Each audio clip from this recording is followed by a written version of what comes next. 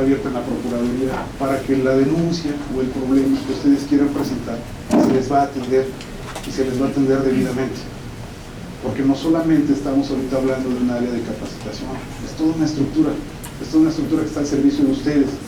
Con gusto los esperamos en cualquiera de las 5 subprocuradurías. Y les quería recordar, hay un teléfono gratuito 01800.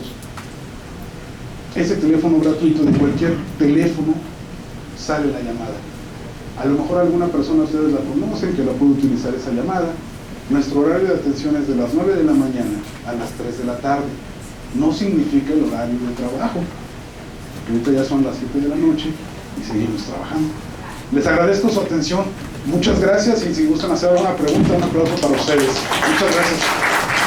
Muy bien, vamos a tener un orden, porque también es cierto que hay tiempo, hay un límite, que por favor vayan a hacer preguntas, levanten la mano para ir en orden. 1, 2, 3, 4, 5, 1, 2, 3, otra vez, perdón. 1, 2, 3, 4 y 5 preguntas vamos a tener. Y con eso concluimos. Adelante, por ahí atrás. Mejor habla duro. Gracias. Bueno, tengo 2 dudas. Tratándose del derecho específico a la educación, obviamente el que viola es el particular, que sería una institución educativa. En ese caso, cuando acuden a la Procuraduría para pedir apoyo, porque le han suspendido el servicio educativo por alguna razón en específico, ¿cuál es exactamente el trato que se le da por parte de la Procuraduría a esos quejosos?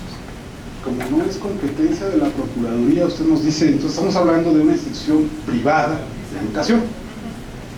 ¿Qué pasa cuando usted acude a las autoridades que se encargan de atender ese tipo de educación? Ahí estamos cambiándole la relación. Si las autoridades encargadas de supervisar la educación privada no le hacen caso, entonces ya no se está facultando para entrar a ese tipo de situaciones. Pero generalmente van directamente a la Procuraduría, no a la... Nosotros los canalizamos, les reencauzamos su queja. No quería que nada más les decimos, no, es de particulares y ahí nos vemos. No, la idea no es esa, al contrario. ¿Y la Procuraduría puede pedir entonces información a la autoridad, aunque no haya todavía un conocimiento de parte de la autoridad educativa? No, primero necesitamos saber que usted fue resentida de una violación de derechos humanos por parte de la actuación de la autoridad, porque de otra forma estaríamos violando un principio legal. ¿Sí me explico? El juego es complejo, por eso se necesita de la colaboración. Si se le dice que vaya con la autoridad educativa o el servidor público educativo, es que estamos esperando qué actuación tendrá, y en función de esa actuación nos faculta la ley para entrar. Por ejemplo, la recomendación generalmente es, acude a la autoridad y le envían con un escrito a la persona y le dicen, bueno, va a ir con tal autoridad educativa, y en el escrito dicen, infórmame el seguimiento. O sea, esa parte es facultad de la Procuraduría. O sea, porque al final de cuentas no hay una violación en estricto sentido, pero ya estás pidiendo un informe a la autoridad. No es así. Lo que estoy percibiendo de ustedes es un caso concreto. Si gusta, sí, ahorita en 5 minutos lo platicamos, permitiéndome nada más atender a las demás personas, ¿sí? Porque estoy percibiendo un caso concreto que, digo, ilustra a muchos, ilustra a todos, pero necesitamos de mayores elementos para poderlo comentar. Bueno, y la otra duda nada más es, ¿el acuerdo de no recomendación se notifica a la autoridad o no se notifica? No, a la autoridad no, a la persona, al interesado, al directo interesado se le tiene que notificar. Ok, muchas gracias. Sí.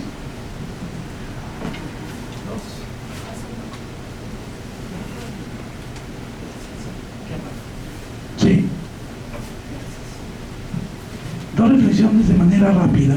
Yo como abogado veo que tenemos las excepciones en materia judicial o jurisdiccional y en materia electoral. En materia electoral ya ha habido algunas sentencias por ahí que todos conocemos a nivel internacional para la protección de los derechos electorales. Pero bueno, aquí viene la reflexión. ¿Cuál es el...? Es decir, hay un principio de legalidad, pero hay un principio, el de supremacía constitucional, y el de, desde luego, el de supremacía de los tratados internacionales, el control de la constitucionalidad y el control de la convencionalidad. Esa es mi reflexión respecto del artículo muy concreto que establece la competencia de la Procuraduría. Y quiero hacer otra reflexión muy rápida, que es respecto de la Comisión Nacional de los Derechos Humanos.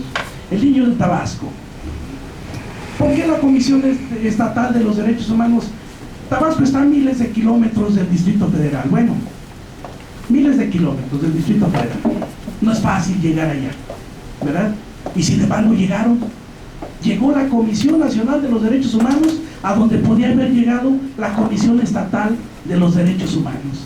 Esto va muy relacionado con un tema que ahorita quiero plantear, y que es precisamente el asunto de los recursos económicos, de las finanzas respecto de la Procuraduría.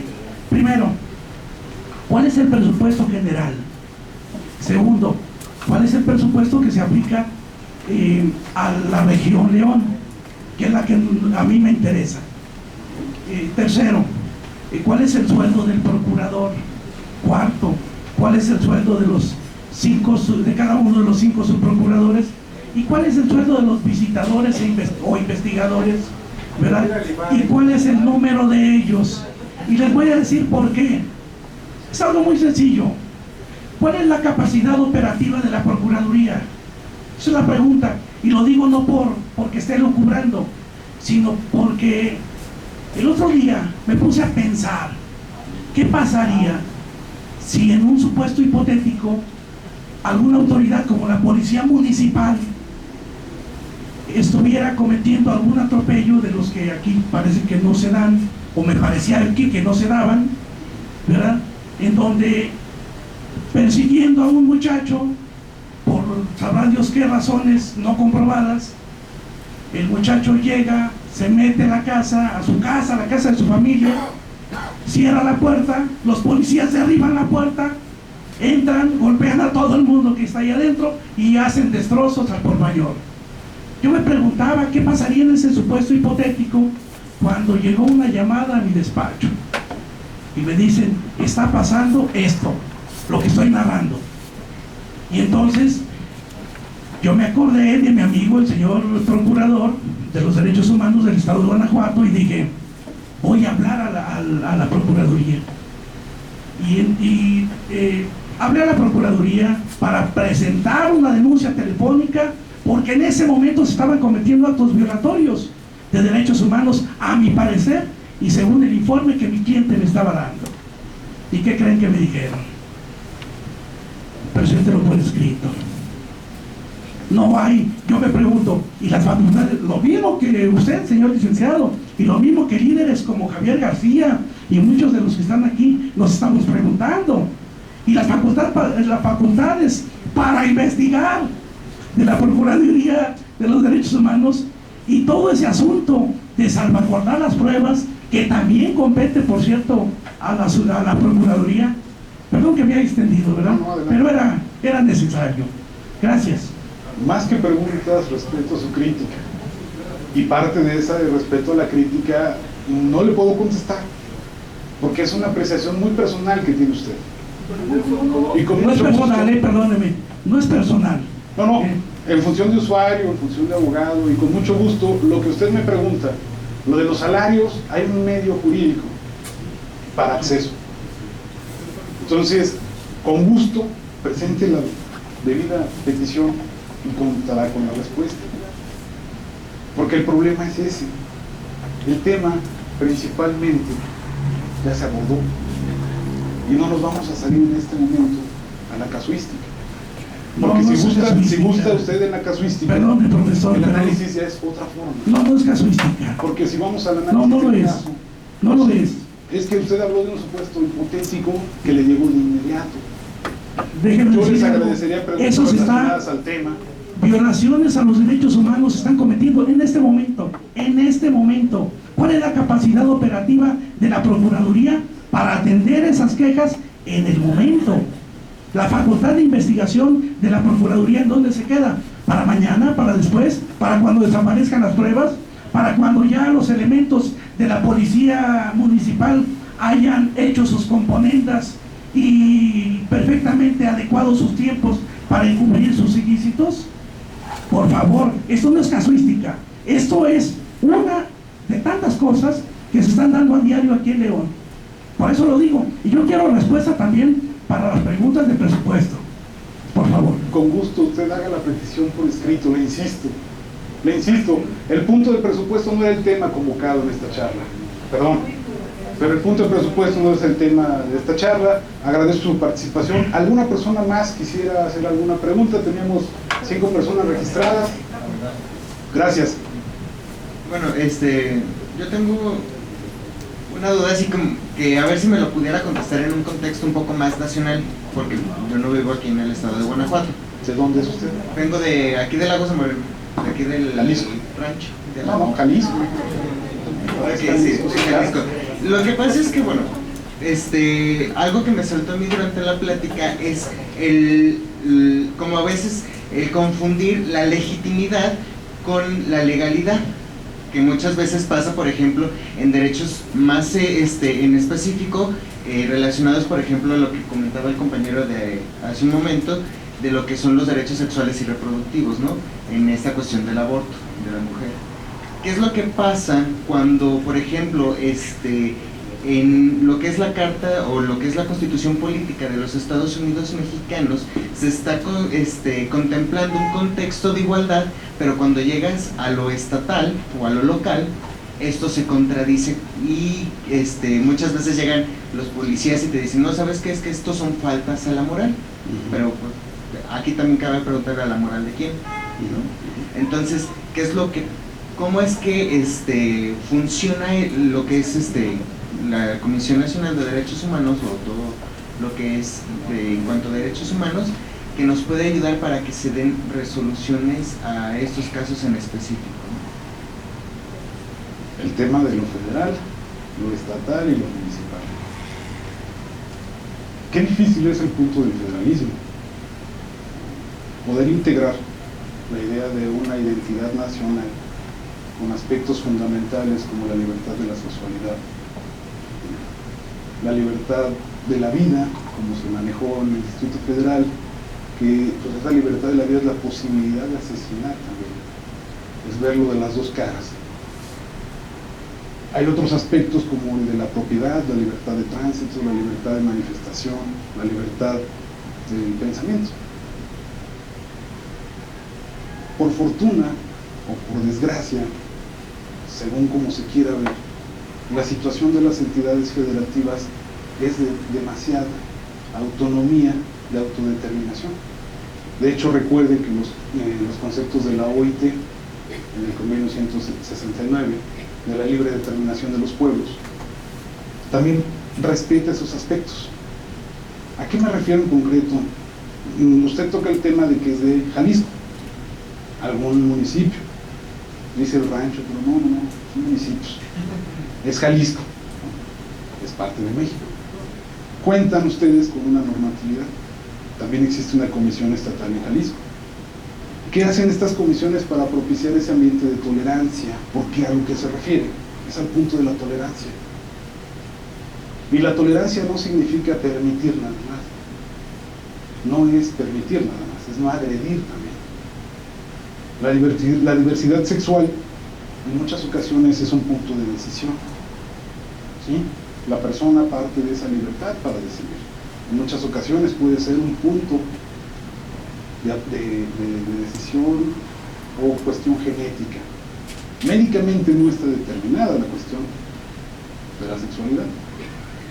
El problema es que si la idiosincrasia de ese estado no permite con las normas de convivencia, como el caso concreto del Distrito Federal. De hecho, el Distrito Federal ha sido el parteaguas en muchas de estas políticas públicas. ¿Qué es lo que se tiene que hacer? Pues poco a poco se va permeando esos cambios también, sin poder permitir jamás que se pierda la dignidad de las personas por parte de un servidor público. Eso es lo que debe quedarles muy claro. Hay formas, hay vías para garantizar esa seguridad, ¿sí? Entonces, el problema es mayor, porque estamos hablando de idiosincrasia, de identidad de cada entidad federativa. Es bastante difícil. Además, no existen fórmulas mágicas. Cada entidad federativa se pone de acuerdo en el documento constitucional de lo que consideran parte de la moralidad o la moralidad. Usted no es abogado, seguramente. Bienvenido de todas formas. Ojalá no lo haya acelerado. No, ojalá no le haya generado muchos problemas. Porque no existe. Entonces, por eso es que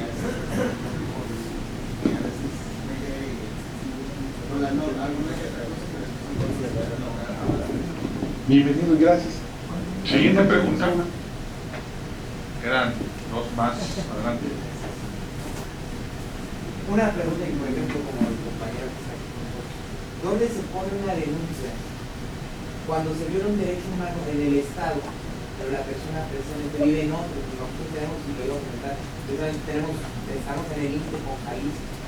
Una persona viene y se viola algún derecho humano aquí, En el lugar donde surgió. aunque posteriormente o se traslade a Jalisco y no es mi competencia porque el domicilio es allá. La autoridad en donde radica. El acto de autoridad es lo importante de ubicar. Es semejante a la procedencia del amparo. En el supuesto que se le violan aquí y lo trasladan también, aquí en la Procuraduría se mete la denuncia contra la violación de los derechos. Es que es en el lugar donde se materializa. El margen de responsabilidad de las autoridades está acotado. ¿Sí? Está acotado. ¿Alguna otra pregunta? Es la última. Y faltaba por acá. Permíteme para allá y pues la cerramos contigo. Adelante. En las recomendaciones puede haber una sanción económica por parte de la Procuraduría. No se llama sanción económica. La idea es la restitución de los daños y perjuicios si se logran generar y se demuestra que se generaron. O sea, sí se llega a abarcar ese aspecto de restitución. Y esa es la recomendación. En el punto de la recomendación se genera esa restitución. Sí, claro. ¿Alguna pregunta? Claro, concluimos. Sí, gracias, maestro. Buenas noches. Bueno, de hecho mi pregunta iba muy acorde a lo que comentó el compañero. Cuando ustedes determinan que sí se tiene que emitir una recomendación, yo entiendo que el informe previo que emite el servidor público y seguido a ello va lo que es el proceso o el procedimiento de investigación para determinar. Estamos hablando que al interior de las administraciones, ya sea el gobierno municipal o el estatal, entiendo que muchas veces si esa recomendación se va a dirigir por jerarquía al superior inmediato, se trabajan en equipos. Ellos van a tratar de proteger a su gente. ¿Qué garantía existe? Mi pregunta va en función de ello. ¿Qué garantía existe? Una, que sí se cumpla la sanción y de qué manera se determina el tipo de sanción conforme conforme en este caso al tipo, no es delito, conforme al tipo de proceder del servidor público. ¿A qué sanción nos referimos? Sí, por ejemplo, usted hablaba que en este caso puede ser la inhabilitación, posiblemente si estuviese solicitando. Yo hablé del inicio del procedimiento de responsabilidad administrativa, Así que es. se propone el inicio del procedimiento de responsabilidad administrativa. Recuerden, la Procuraduría no es la Contraloría. Ah, no, correcto. Entonces, hablamos de que en la recomendación se puede proponer eso. Inclusive, la propuesta de darle vista al Ministerio Público o darle vista al Ministerio Público, dependiendo de la situación.